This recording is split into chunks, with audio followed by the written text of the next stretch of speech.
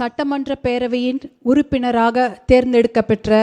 சௌமியா அன்புமணி என்னும் நான் சட்ட முறைப்படி நிறுவப்பெற்றுள்ள இந்திய அரசமைப்பு சட்டத்தில் உண்மையான நம்பிக்கையும் பற்றுறுதியும் கொண்டிருப்பேன் என்றும் இந்திய நாட்டின் இறையாண்மையையும் ஒருமைப்பாட்டையும் நிலைநிறுத்துவேன் என்றும் நான் மேற்கொள்ள இருக்கும் கடமையை நேர்மையுடன் நிறைவேற்றுவேன் என்றும் கடவுளறிய உறுதி கூறுகின்றேன்.